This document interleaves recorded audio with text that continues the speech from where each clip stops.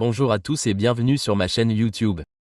Je m'appelle Vikas Nara et dans la vidéo d'aujourd'hui, je vais vous montrer comment utiliser MailWiz. Ce guide complet explique comment configurer des campagnes et plus encore. Il explique comment ajouter des abonnés et d'autres fonctionnalités.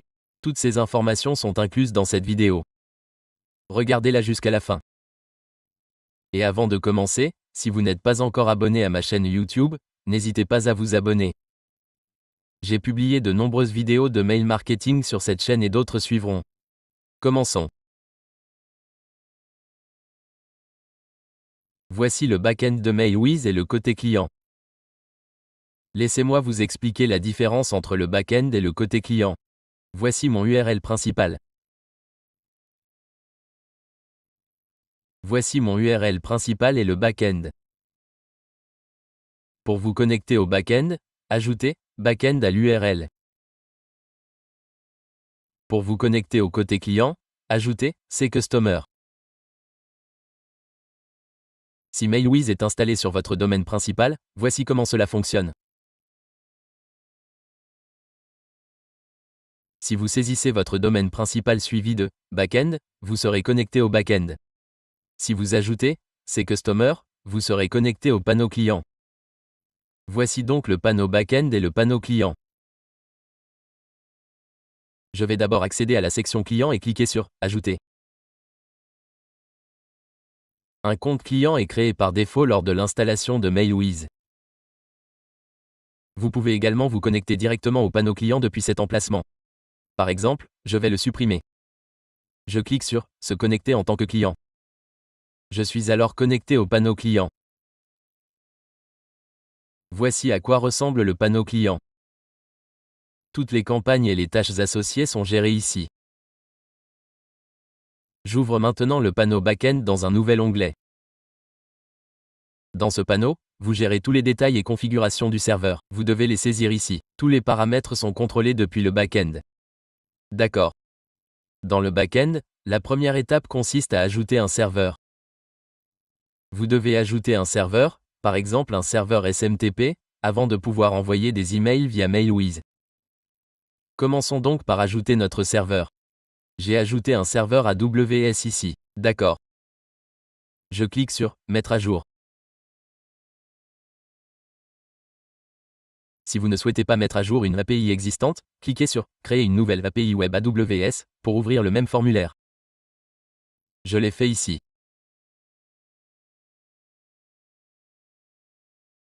J'ai saisi le nom ici.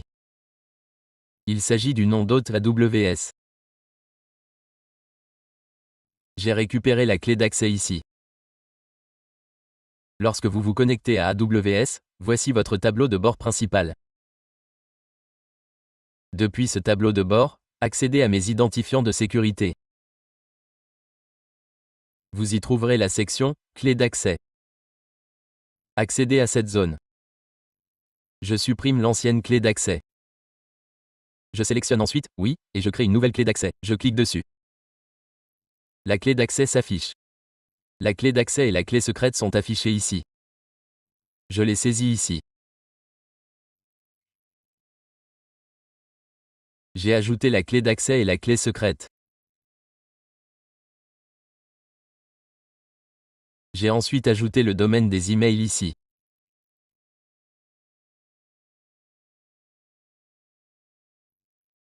J'ai saisi l'adresse email ici et j'ai défini la même adresse email comme adresse de réponse.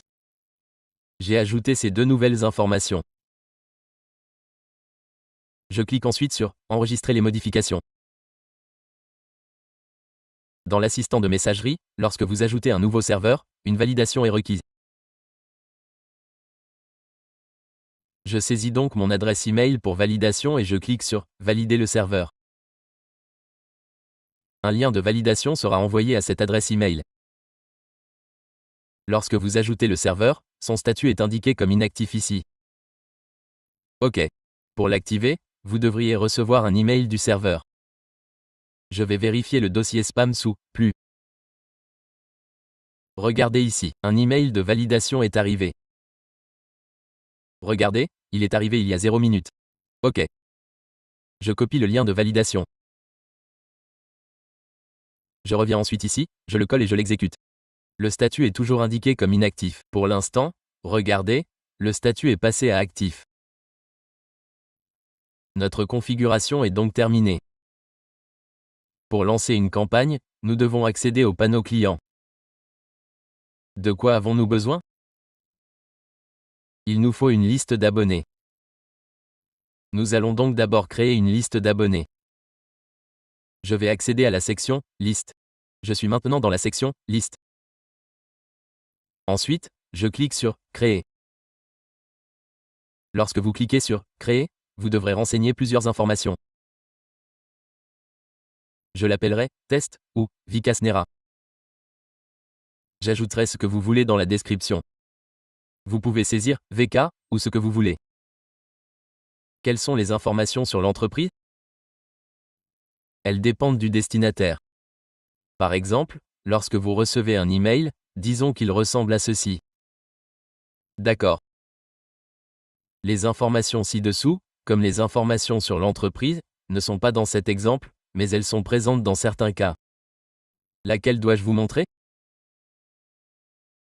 Celle-ci contient également des informations nouvelles. Regardez ici. Elle comprend une adresse et d'autres informations. C'est ce qui est demandé. Je vais donc saisir mon adresse pour Vikas India ici. Après l'avoir saisie, je clique sur « Enregistrer les modifications » et je vérifie si d'autres informations sont nécessaires.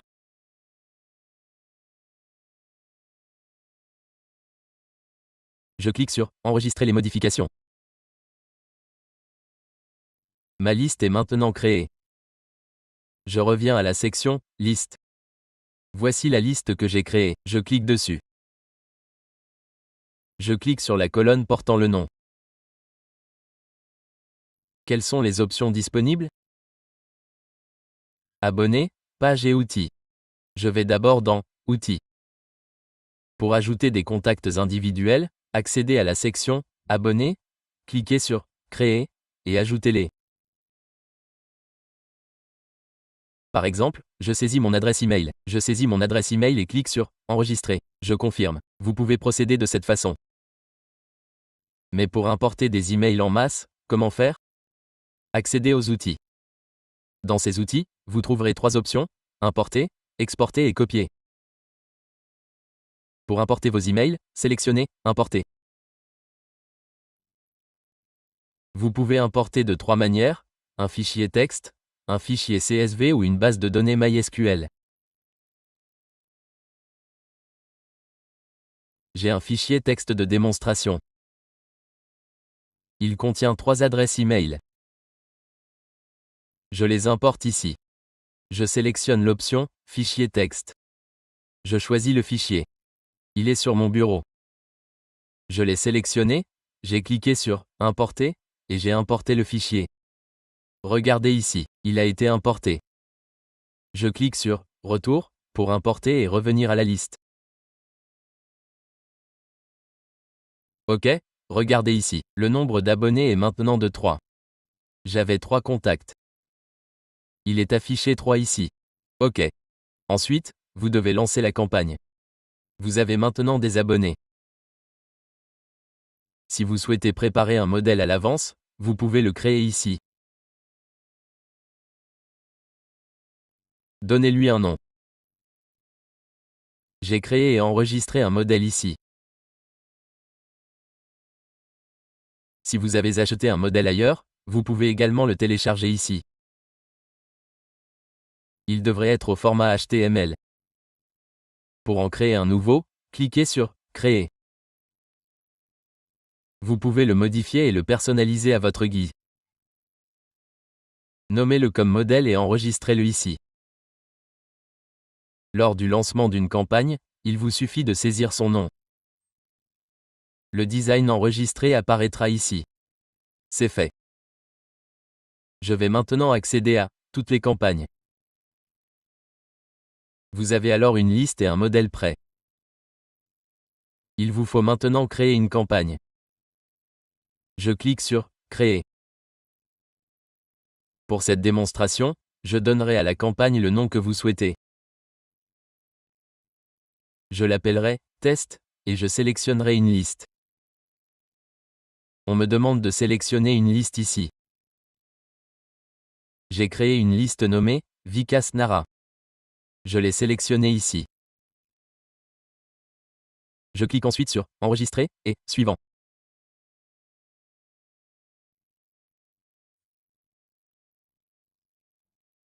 Ensuite, pour le nom de l'expéditeur, saisissez le nom de l'outil ou du produit dont vous faites la promotion, ou utilisez le nom de votre entreprise pour les emails d'expéditeur et de réponse. Indiquez votre préférence ou faites correspondre l'enregistrement MX que vous avez configuré. Je vais maintenant ajouter une ligne d'objet, comme pour le test. Ceci est uniquement pour la démonstration. Créez votre ligne d'objet selon vos préférences. Cliquez ensuite sur Enregistrer et Suivant.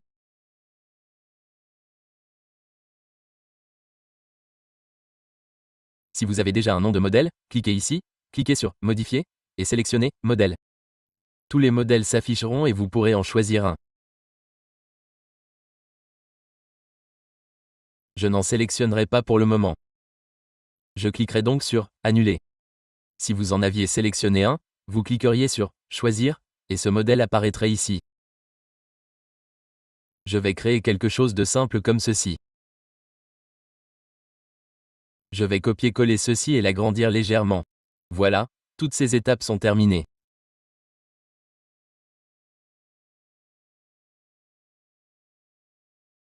Lorsque vous cliquerez sur Enregistrer et Suivant, l'opération ne se poursuivra pas.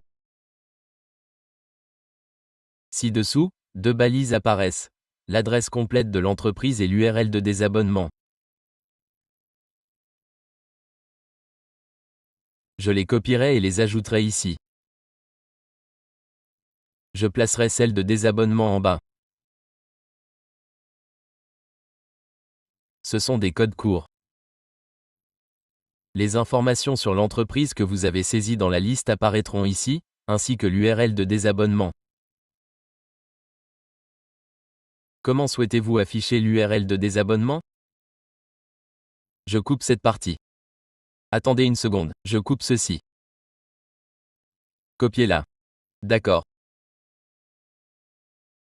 J'ajoute ceci au texte de désabonnement. J'insère le lien. Vous devez intégrer ce code dans le lien. C'est un code court. Je clique sur OK. Le lien de désabonnement ressemblera à ceci. Je clique ensuite sur Enregistrer et sur Suivant. Une fois tout configuré, quand souhaitez-vous l'exécuter? Actuellement, c'est 106 ici. En fait, c'est 103 ici. Je le règle sur 106 et je confirme. Je le programme à 110 pour que la campagne commence à être envoyée à ce moment-là. Après avoir défini l'heure, cliquez sur « Envoyer la campagne ». Notre campagne est maintenant répertoriée dans les campagnes standards.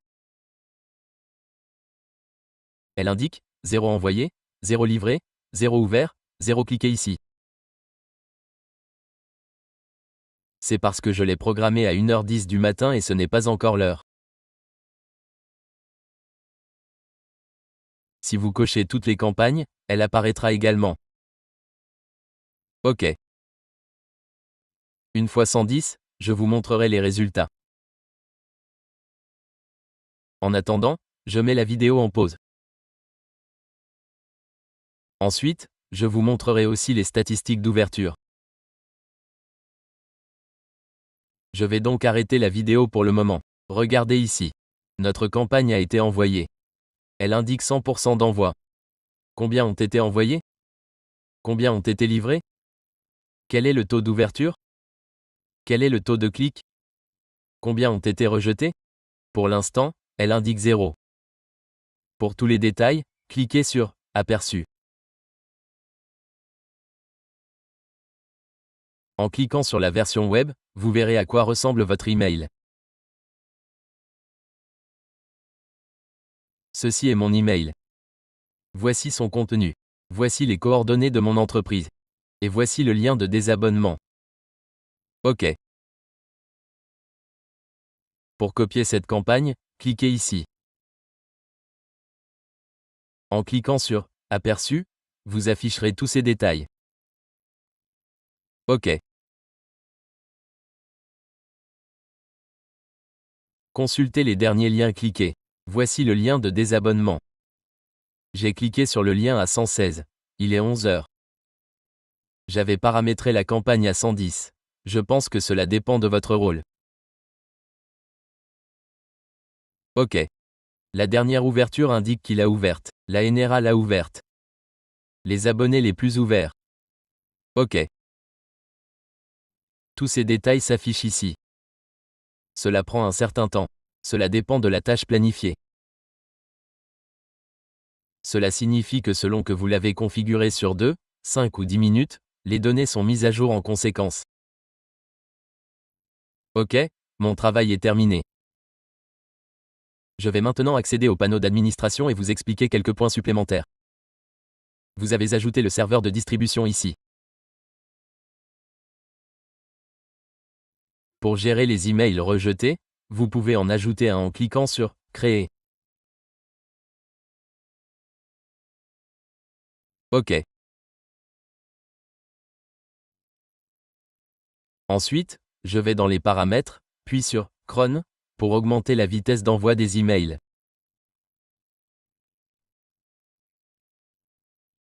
Par exemple, si vous avez ajouté 100 000 abonnés et que vous leur envoyez des campagnes, est-ce que l'envoi est lent, à seulement centième mail par minute? Vous devez l'accélérer. Vous pouvez l'ajuster ici selon vos besoins. De nombreux paramètres sont disponibles ici. Celui-ci concerne l'envoi. Vous pouvez également configurer un serveur de rebond si nécessaire, modifier les serveurs de boucle de rétroaction ou tout autre élément. Une fois les modifications et l'enregistrement effectués, vos paramètres seront appliqués. Accédez ensuite à la liste des tâches cron. Toutes les tâches cron à ajouter à votre serveur sont répertoriées ici. Si vous ne les avez pas configurées lors de l'installation, vous pouvez les consulter ici. MailWiz offre bien d'autres fonctionnalités. Personnalisez-les à votre guise. Voilà, c'est tout pour cette vidéo. Si vous avez aimé, abonnez-vous à ma chaîne YouTube. Merci de votre visite.